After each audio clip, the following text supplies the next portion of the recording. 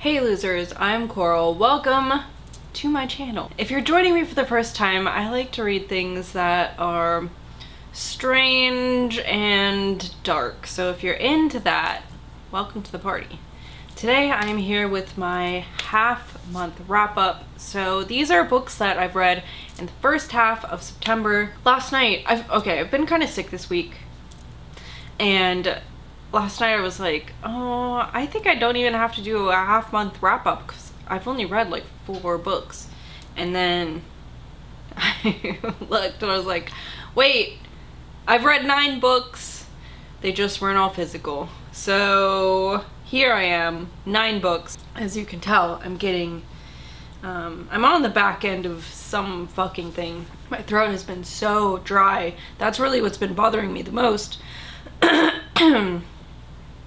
Just like dry throat. I'm drinking water and I'm drinking water and I'm drinking water and it's just not going away. So it's very irritating, but we're just gonna get through this. It'll be fine. I'm gonna talk about some things that I read. I really read a couple things that I really liked and a couple things that were just okay. So to start out though with my stats, I've read 9 books total so far this month. 3 of these I owned previous to this year, so I count those as my TBR.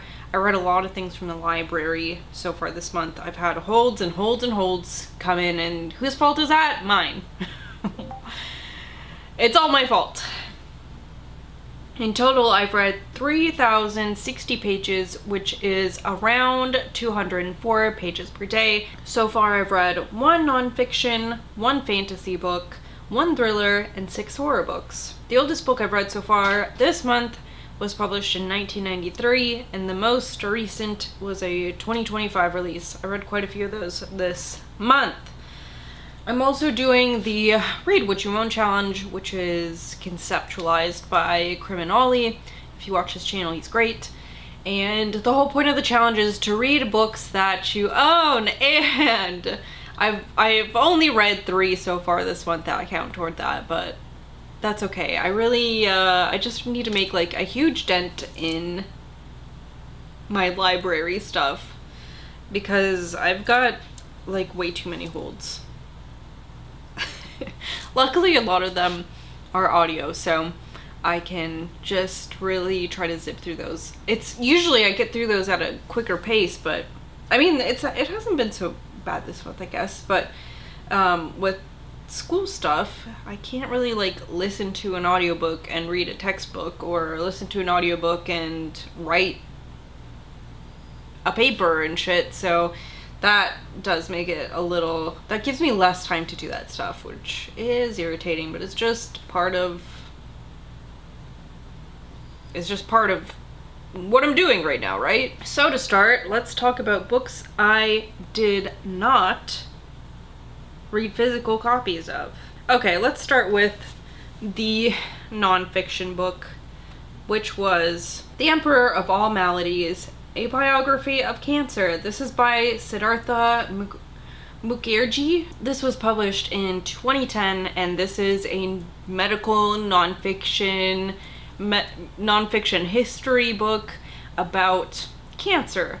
And it was very interesting, but holy fuck, it was so long. It was like a 20-hour long audiobook. I, at points, didn't think I was gonna get through it because it's very dense. And I feel like I mostly understood what was going on, but it definitely wasn't like entry-level science. It was really easy to zone out of what was happening. So there's that too. I had to like skip back, not really skip, I had to rewind some and like re-listen to parts, and then sometimes I would be like, wait, what happened? Who was that? So there's a lot of moving players in this, especially because this is like, for all intents and purposes, a pretty comprehensive timeline of like, when do we have evidence of people like removing things like tumors from bodies? When did radiation start? That's much further in the timeline, obviously, like more modern stuff really. and everything in between. Like, what are we doing now today? What were we doing in the 40s? What were we doing what were the Egyptians doing? Because that's evidence that they have of like mummified bodies. God damn. And stuff like that. So it was interesting, but holy shit, it was dense and it was very long. I can't imagine. I don't know if I'd be able to read a physical copy of that. I think that would be like just a lot of information. And I'm not saying it was a bad book. Maybe I'm just not like 100% the target audience, but like, yeah, I don't know. I don't know what else to say about it besides that. Next, I read an arc of The Autumn Springs Retirement Home Massacre by Philip Fracassi, which is coming out, I believe, at the end of this month. I think it's like September 30th. And this is, I really like this. I like Philip Fracassi a lot. He's a great writer. And I feel like this is a little bit different from what I've read from him before. Both in like, I don't feel like this is, I feel like this almost like toes a line between horror and thriller, which is a very fine line. This takes place in a retirement community. We're following a main character named Rose. There's a few different like peripheral characters in this, which I felt he did really good at making them memorable, making them have their own backstories, their own motives, stuff like that. But the basis of this is that suddenly people are dying in the retirement home, and you're like, well, yeah, of course. Unfortunately, they're elderly, and they're kind of there to do that eventually. Like, they know they're there, and that this is kind of getting to end of life stuff. But the people are dying in ways that aren't really typical for a retirement community, and Rose and some of her friends start to think that somebody might be doing this on purpose. So you have to wonder who would have the motive to do this, why. The murders themselves are almost cruel. So that's where I feel like this, I mean, this is kind of a slasher, and slashers are in the horror genre, but a lot of it too is like the mystery of who done it. So I feel like it's a good mashup of the genres, like the seeking out clues, seeking out motives, talking to people, lots of talking to people, but also these murders that are gruesome. So it's kind of interesting because it almost has a cozy vibe to it, and then someone will get killed brutally, and you're like, whoa, what the heck? Not in an overly gory manner. Well, there's one that I can think of that was pretty gory, but I don't know, just regular murder, I guess, for the most part. Anyway, I liked it for all the reasons I said. It was compelling, it was written well, which I've come to expect from him. The characters were all, like, I can name you the characters and what their backstories were. And I read this at the beginning of the month. Although that's not that far. That's not that long ago. But like, I read another book. I just finished it last night, and I can't even tell you who all the characters are. Because there was too many of them, and they were all the same person basically with just a different name, you know? And this is not the case in that book. It was a really good book, and I would recommend it. It takes place in the fall, in October, so it's really perfect for the time of the year it's coming out. It's a perfect fall read. I also listened to The Irresistible Urge to Fall for Your Enemy by Brigitte Knightley. This is a fantasy romance book. Although in this first one, it's more light on the romance aspects of it. This is about this world, right? It's a fantastical world, and different people have different sorts of kind of like innate born powers. Our main character, well, I don't know. There's kind of two main characters, but I guess really who we're following the most is Ariane, and she is like a healing type person. That's what she specializes in, and she agrees to help this guy named Osric, who is like on the opposite end of the spectrum, where he is kind of like an assassin, or a, what do you call it when you pay somebody to, you know, do away with others? The word's not coming to me. Not a sellsword. A... I don't know. He's an assassin. And, so she, like, at first doesn't want to help him, because she's like, I don't care about your health. You do the opposite of what I'm trying to do, which is killing people, and I'm trying to help people. But they agreed to do it. There is also some other things going on, like a more wide arcing thing happening in their world, you know, that of course is what is going to tie everything together, because this is, it does have a sequel that will come out, I guess. I don't know how many books, if it's like a duology or trilogy, but like, I want to read the second book. It was so funny. This book was very, very funny, quite charming.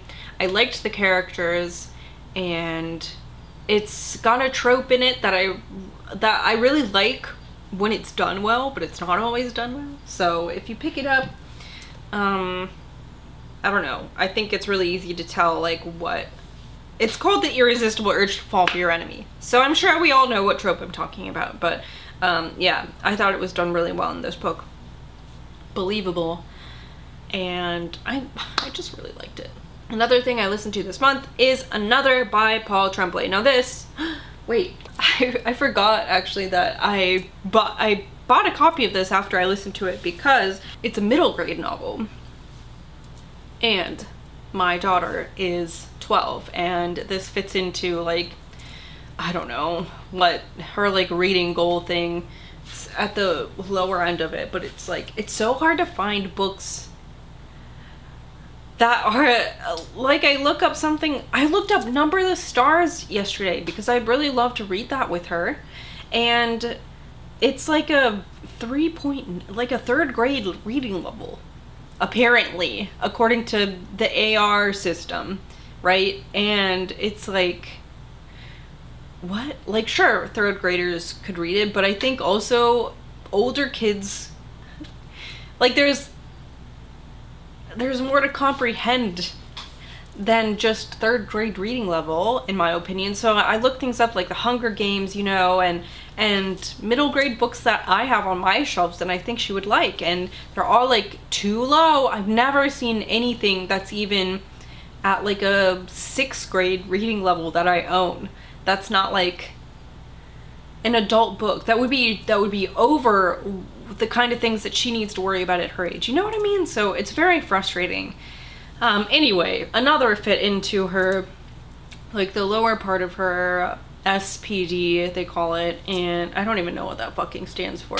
And this is by Paul Tremblay, and I really liked it. I thought it was good. This is about a boy named Casey. He is having some troubles in school. He's recently had a lot of trouble connecting with his classmates. This is after the pandemic, so he was doing school online for a while, and now it's in person again, and he's having a hard time with that transition and with something embarrassing that happened to him.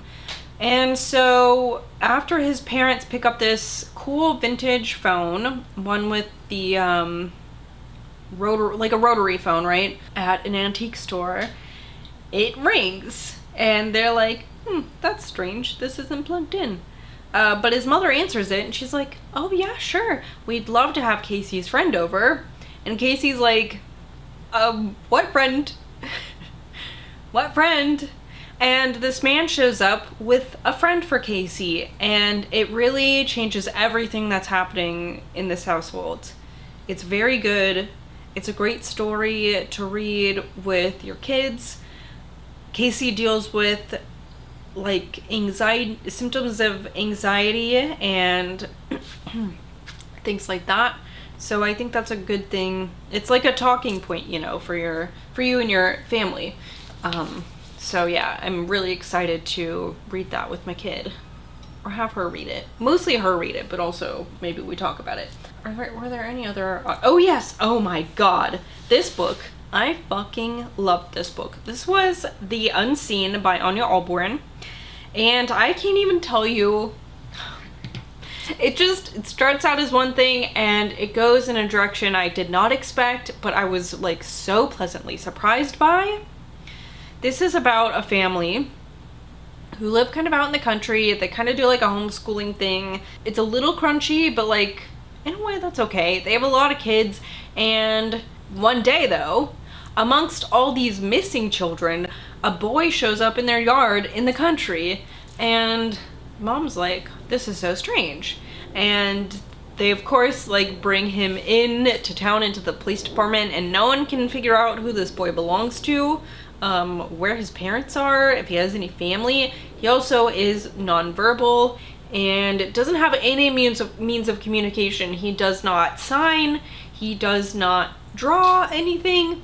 He has some strange physical features, and like they talk about his arms being curled up, like maybe he was in a fetal position for like way too long, and his like muscles have just kind of become more comfortable that way. It's very strange what's going on with this boy, and strange things start to around this boy, and the kids are a little bit uncomfortable, but the mom is just like laser focused on this boy.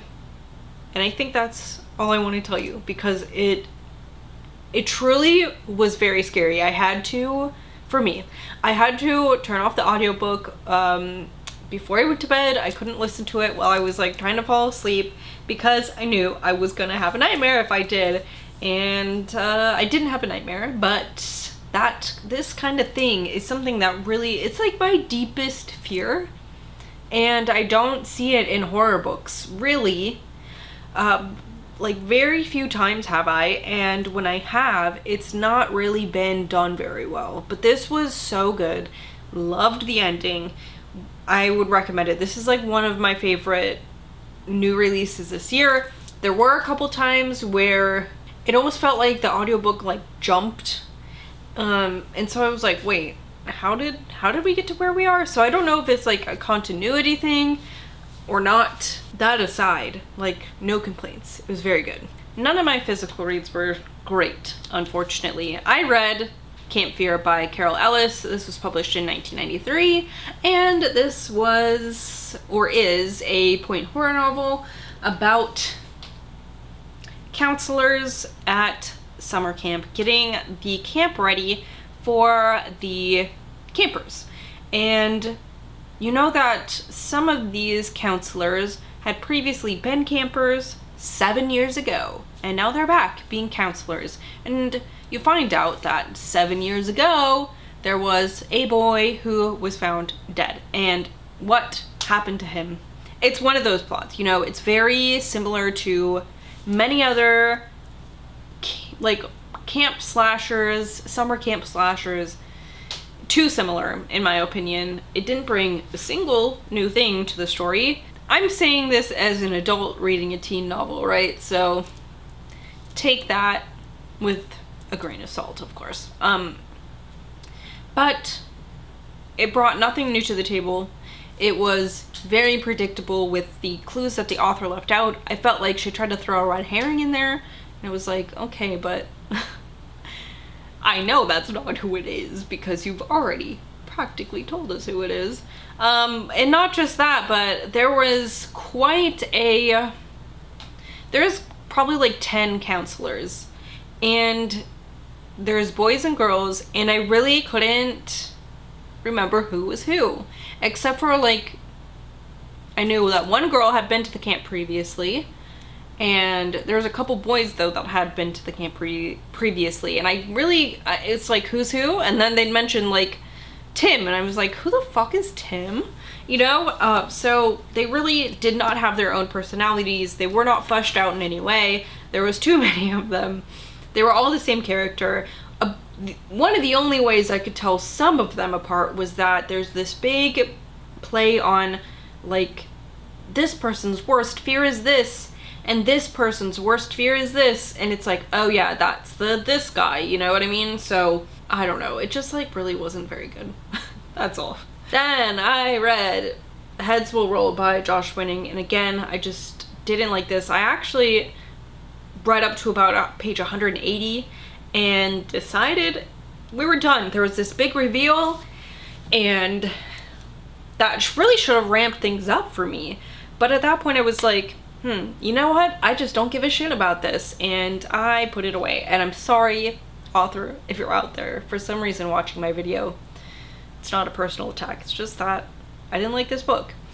And I don't know, this is another one where it's like, it didn't really bring much of a new take on things.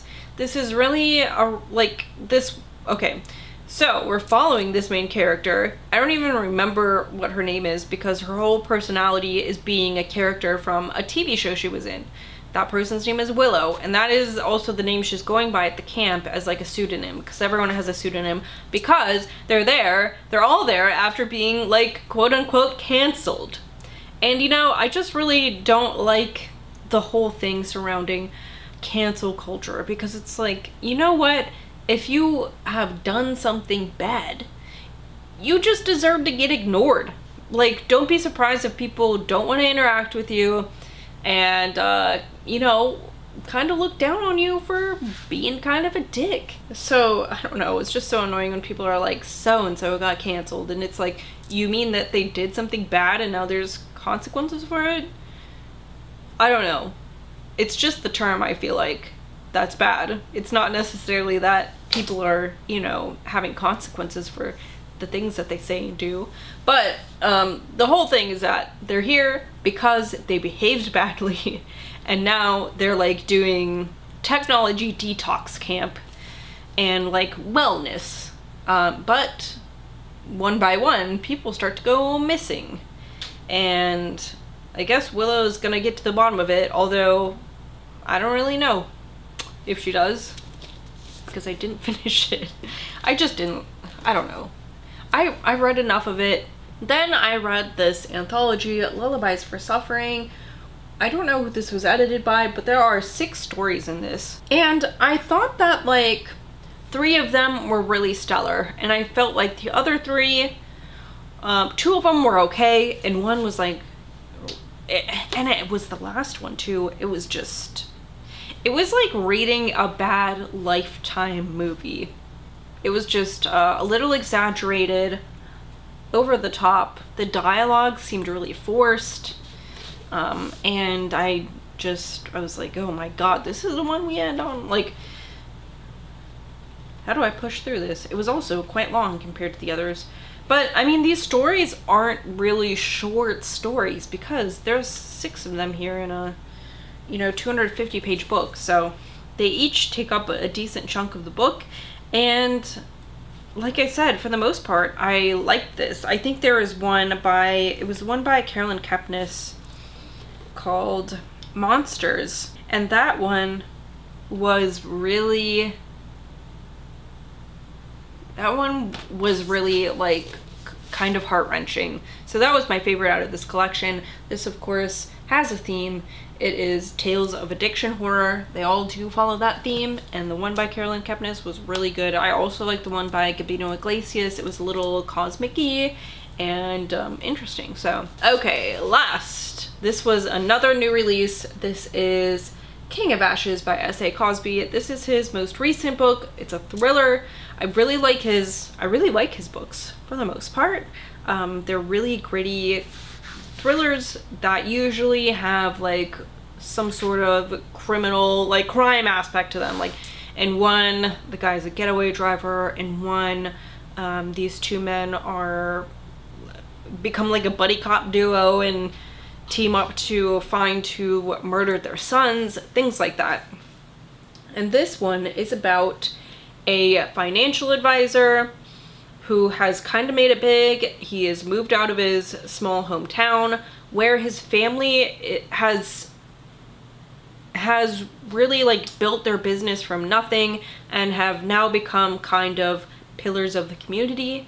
But his dad is in a really bad car wreck, and he, goes back home. His family owns this crematory business, a funeral home and a crematory business, funeral home and crematory.